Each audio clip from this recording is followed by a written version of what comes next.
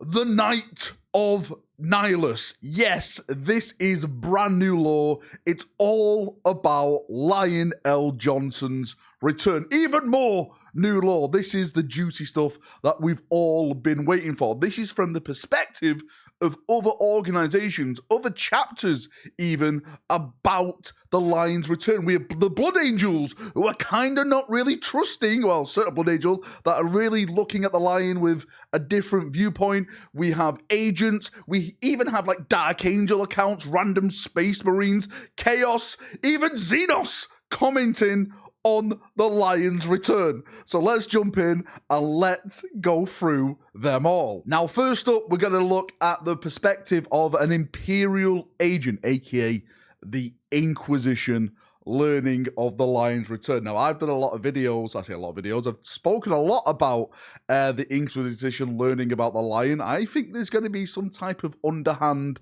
secret war going on because the Primarchs are slowly coming back, and if there's something that the Inquisition does not like, is its power being taken away from it right in front of its eyes. Like, they can't do this. Primarchs come back, the power is shifting to these beings instead of this organization. So this is from the viewpoint of an agent out in the field. Again, I'm going to put the image in the background so you can see it or you can read along, everything like that. So it says, and while the circumstances of his return remain within the territory of myth and scripture, evidence mounts through the agents that the Lion was recovered from a backwater world by no less than a personage of the Commander Dante, the chapter master of the Blood Angels. And we know that to be true. Dante is the one that came to the Lion's aid. The circumstances of this rendezvous remain enigmatic in the extreme. Was Dante rescuing the Primarch of the Dark Angels, or was he summoned by the August being? Where did these heroes of our great Imperium travel afterwards? That is another big mystery. Where the hell are they going? Aboard a swift Blood Angel strike cruiser. And who were the black armored Space Marines that rumor has it accompanied them? We know who they are. These are the Risen, which is going to make for an interesting story going forward. And why, one is compelled to ask, did Commander Dante attend to this mission at all when he and his chapter already have so many wars of their own to fight? The questions are already starting to go off for the Inquisition. Where in all this were the Lion's sons? One is moved to speculation, yet so are the seeds of sedition planted in the unwary mind. I must know more of this matter. And then it gets completely cut off. So we kind of know where the Lion does go. After this, he goes to fight Angron and, well, I say Angron, Vashtor, Angron, Abaddon, the forces of chaos and everything like that. There's a whole video coming about that next week, by the way, if you're interested in that. And yeah, we know the fallout from that.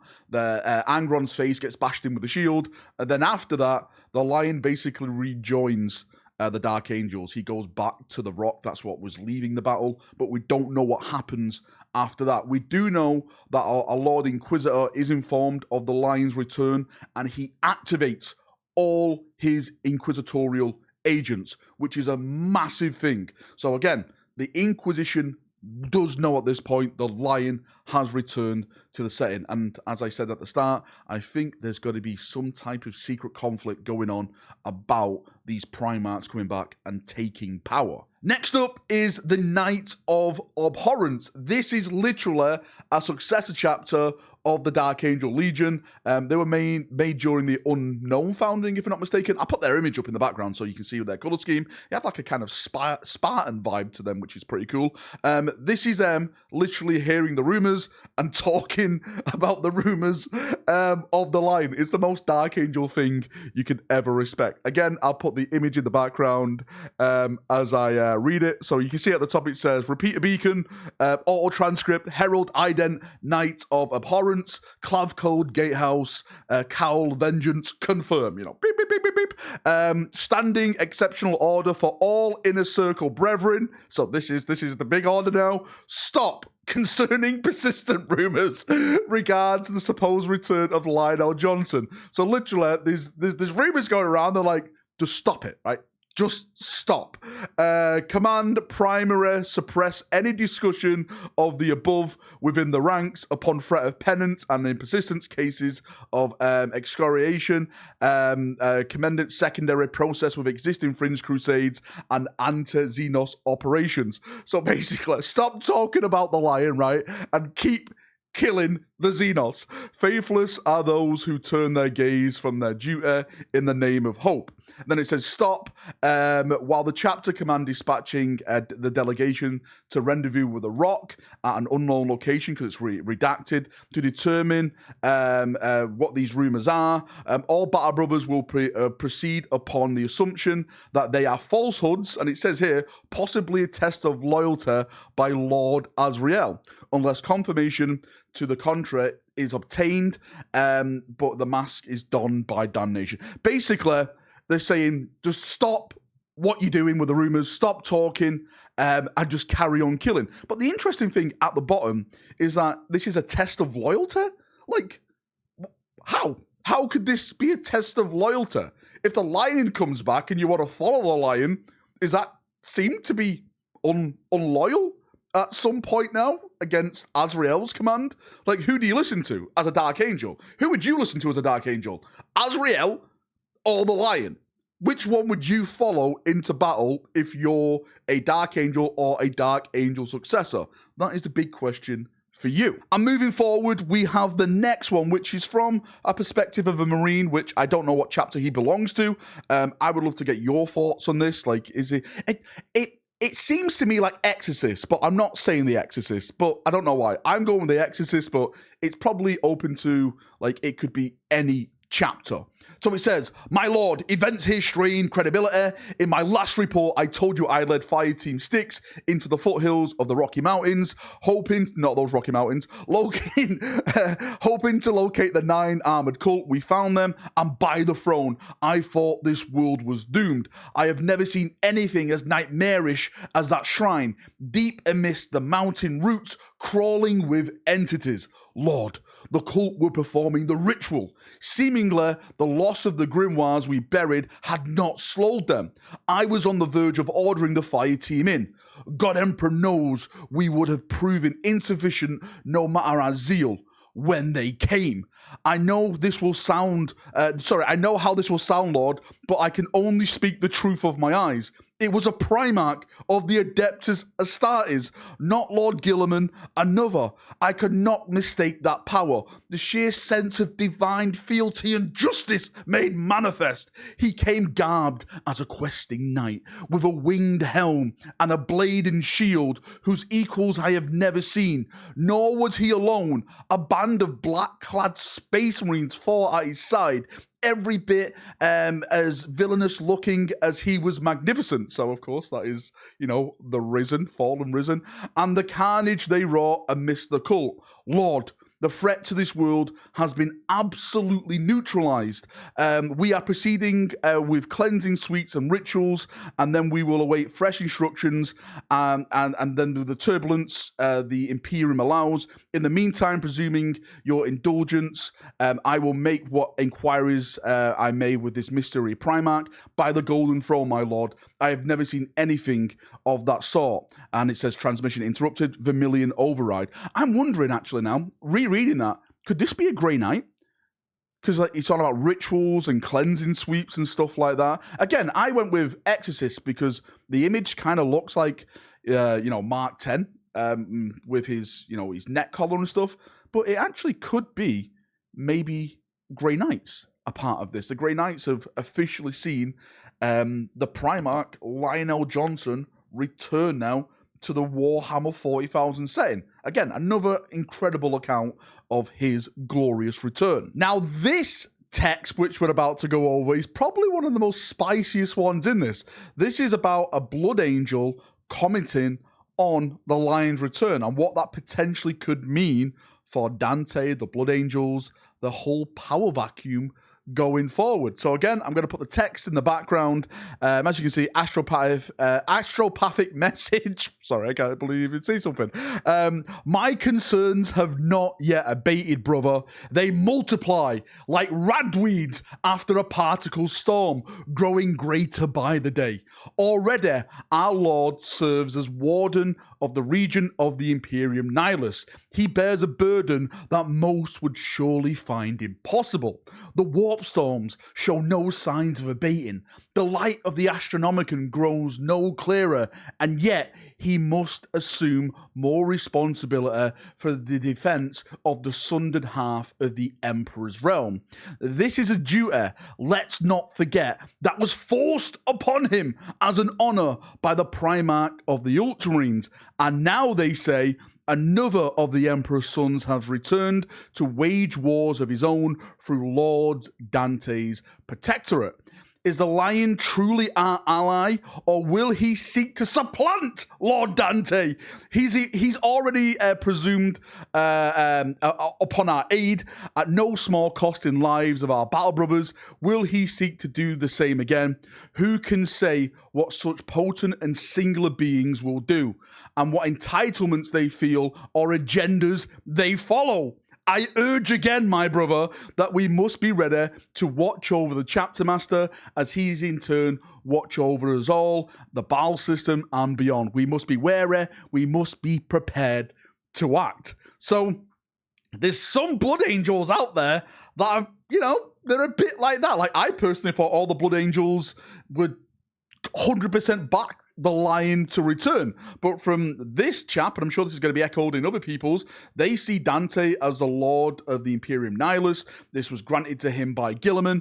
As it mentioned in the text, like, what is the Lion's agenda going to be? Like, what is his motives? Is he going to look to supplant Dante? No, I am the Emperor's son. I deserve to rule this part of the galaxy. I deserve to lead the forces to take back this part of the Emperor's realm. I really do hope that with the future books, the future novels, this is a storyline that is grown and explored more, because this is what I like. I like the inner politics of the Imperium, because everyone's stabbing each other in the back, and it makes for a fantastic bit of narrative. Now, before we move on to the Xenos and the heretic viewpoint, I just want to put this image in the background. I'm not going to read it all the way through. I'm literally just going to sum it up, because it's kind of like a big page and you don't want to hear me like trifle on for more of it. But basically what happened, there was an interrogator chaplain, and he was interrogating a subject 21, and all of a sudden the Lion appeared in the hallway, like at the cell door, and he put like his hand on his chest and said, wait. And like the interrogator chaplain was like, I just knew this was a Lion. I just knew this was a Lion who came out of nowhere. And of course I followed his order, because this is my gene father.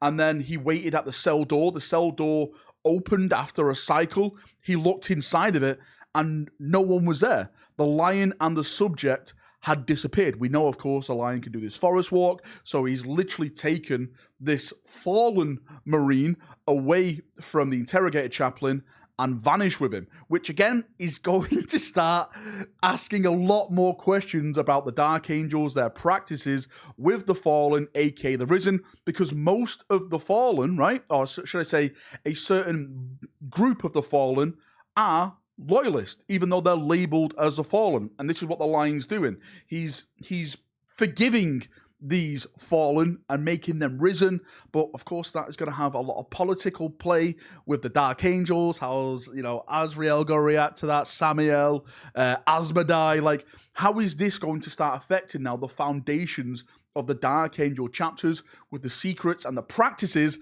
that they've been doing over the course of millennia with the Fallen?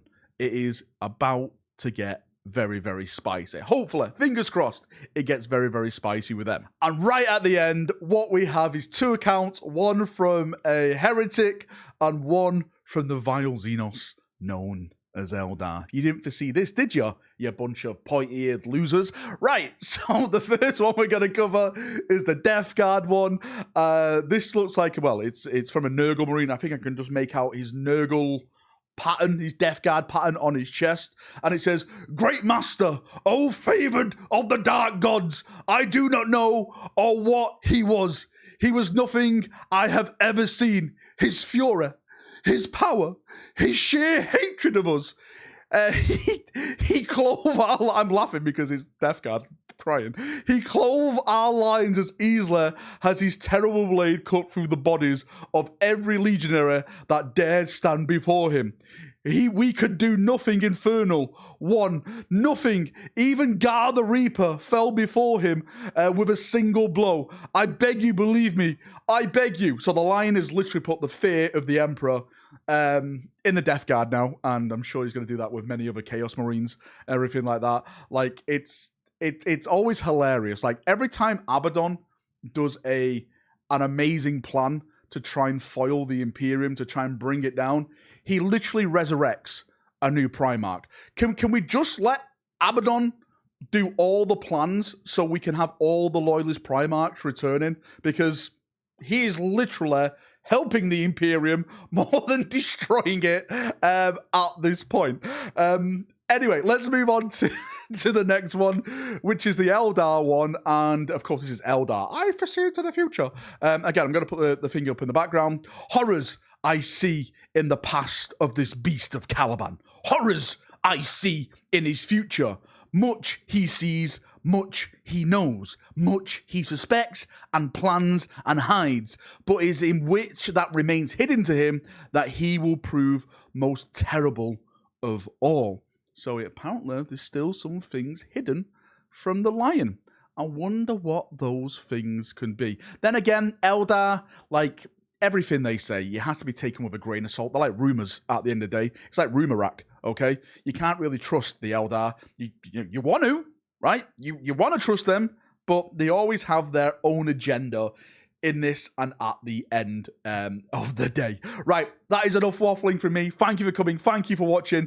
Love reading this. Absolutely bloody love it. Hopefully we'll get more novels and everything like that. I've got a bunch of videos coming this week about the Lions meet-up, or potentially meeting with Gilliman, the potential future of the Lion in the Imperium, Abaddon, Vashtor, the planet that goes into the webway. So much new lore to talk about, okay? There's literally on the doorstep of something hopefully massive for 10th edition and the narrative going forward with that. But as I said before, enough waffling. Thank you for coming. If you've got any thoughts, feedback, post them down below and we give a nice little waffle down there as we always do. See ya, have a great day, and bye-bye.